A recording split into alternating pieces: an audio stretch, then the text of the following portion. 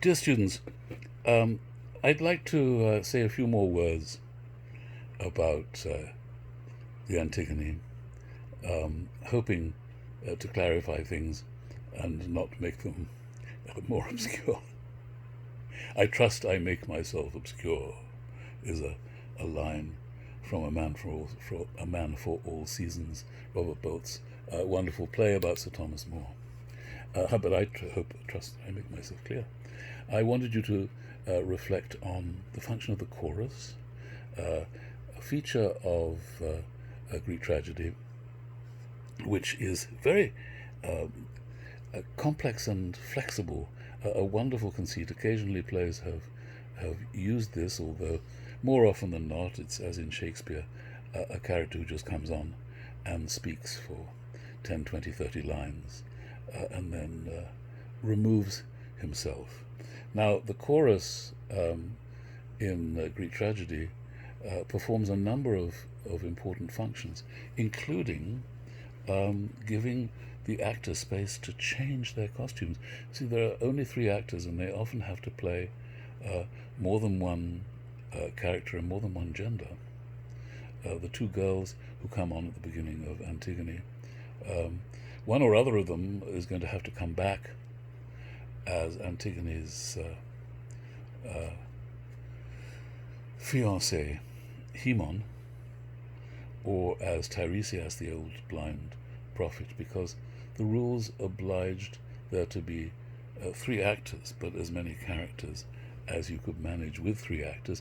And as long as the chorus came on, a group of citizens who had been rehearsing all year for this moment, then they can be backstage changing, much as people do in the contemporary theatre. So the chorus was chosen by lottery, from the citizens of Athens, and then they worked and worked. They were rehearsed at great length, and at the expense of the person who was paying for the staging of, in this case, Sophocles' plays, until they were so good at it that they were worthy of being listened to. They sang their choruses and they danced. So I must say I sometimes wonder how that worked out in terms of choosing people by lot rather than by their abilities as dancers or singers. But that was, as we understand it, I think the custom was done by lottery. I imagine you got paid pretty well for taking part. And the function of the chorus in the play could be any of many different things. Sometimes they could be horrible creatures, they could be noble creatures, they could be the citizens as they are in this play, the citizens of Thebes, not necessarily smart, sometimes very important, and we'll see that when we read the Agamemnon, Aeschylus's play, which actually precedes this Sophocles' Antigone. You'll see that there, among the functions of the chorus, are to argue with the main characters rather than to reinforce their views and explain them further to the audience. And sometimes they change their minds. There's a notable instance of this is in the play that we're reading, and they when they hear or have heard what the situation is in Thebes on the morning that the play begins, where, as you will have read or will be reading, the 2 daughters of the former king, the late king Oedipus, his 2 daughters meet to discuss the fate of their 2 brothers, one of whom is being buried with full military honors, having defended the city but died in the process. The other one of whom, an edict from the king, King Creon, their uncle, their mother's brother. The other one, Polynices, is being denied burial because he was the one who attacked the city, raised an army to defeat his brother, And as a result, it seems very clear to the chorus his entirely reasonable edict that to leave the body outside the gates of the city to be pecked by birds, and not be buried with honors. So, although the issue immediately raised by one of their sisters, Antigone, that there is a higher obligation, regardless of the justice of who was right and who was wrong in the Civil War, the fact is that both family and the gods demand that proper honor should be paid to the dead man.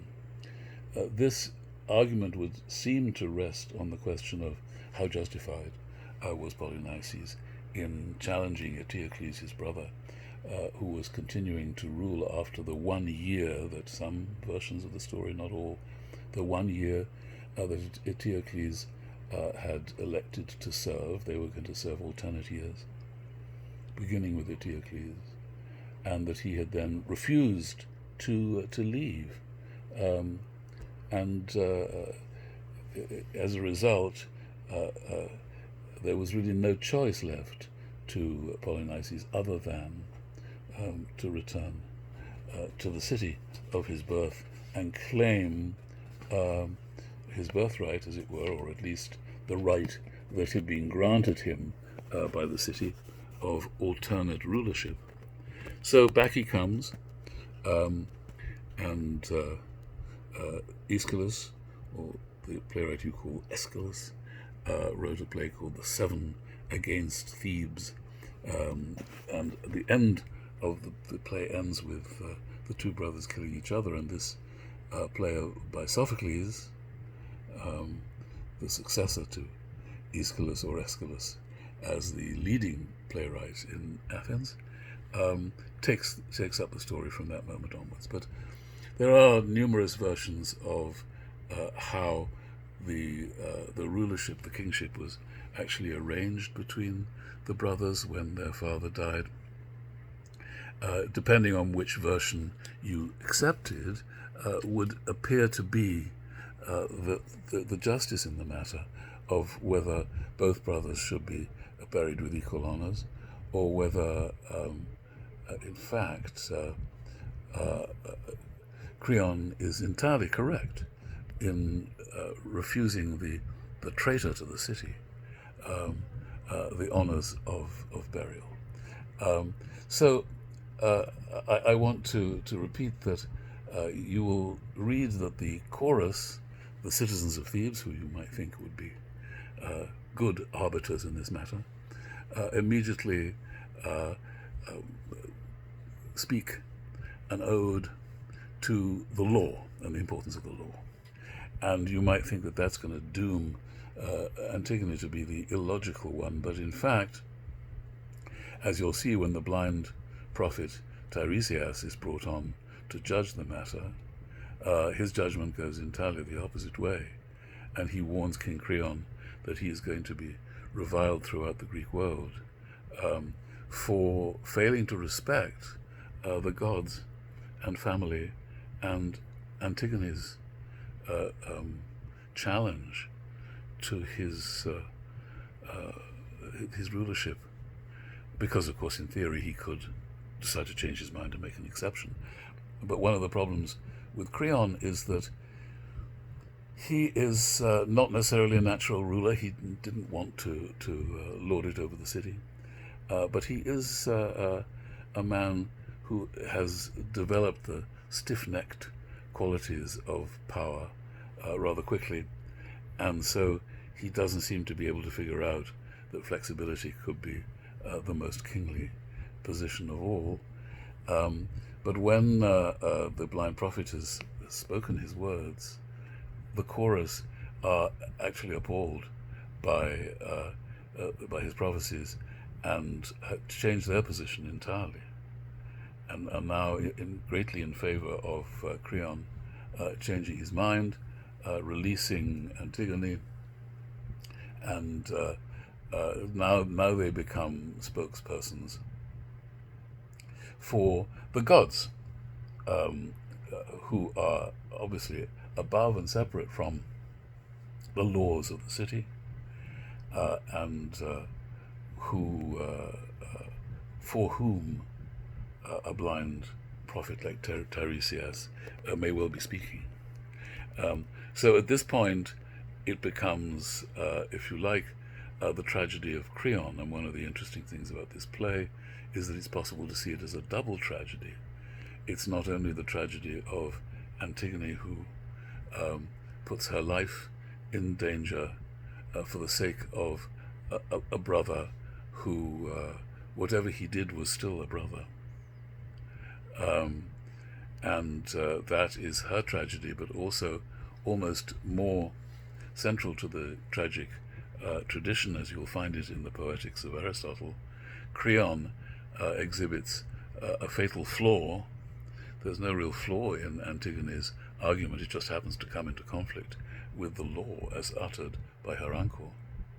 But Creon has the fatal flaw of inflexibility, and his unbending commitment to his own word becomes the rod for his back, becomes the anvil on which his fate is beaten out.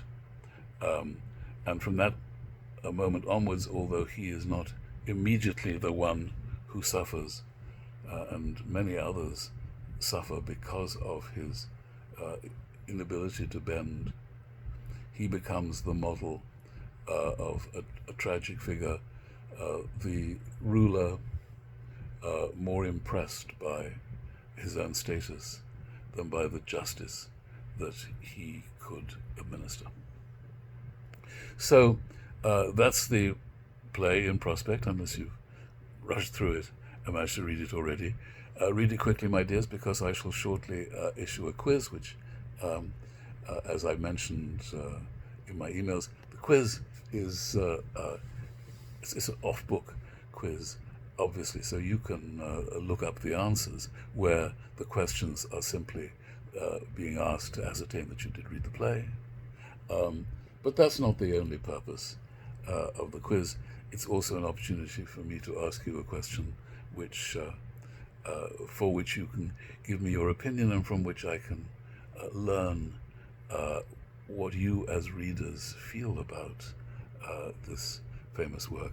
And these are questions that have no right or wrong answer. Every answer is right, and they exist to recruit your opinion and not to test you on how brilliantly expressed is your opinion, or how brilliant I might think your opinion to be. In the world of opinions, at least in my opinion, there are no brilliant opinions. There are only opinions, and they're all as valid as each other. My interest in them is, if you like, a matter of curiosity. As a reader and as a man of the theatre, I spent a lot of my life writing around 40 plays for the theatre, but many, many others for television and film. And as a theatre director for many, many years, I'm very interested to see how the classics fare. When you come across a play like this, what do you think? Do you feel it to be antique and completely out of date? Do you feel it to be still relevant, still difficult, or still proposing a heroism in the shape of Antigone, which makes for a feminist manifesto that will never be out of fashion or less than utterly appropriate until the patriarchy dissolves, as I wish it may, and swiftly. But until then, we have here a heroine for the ages, who is not cowed by male power. And that, which you can also see in the play that I mentioned earlier in a previous video, which is Jean Anouilh's version of Antigone, set in the Second World War, remains a theme that continues to appeal to us all, of pure courage against brute might. So I hope you find that and other surprising things in the play, whatever it is that you find, I shall enjoy reading about. Take care, my dears. Bye.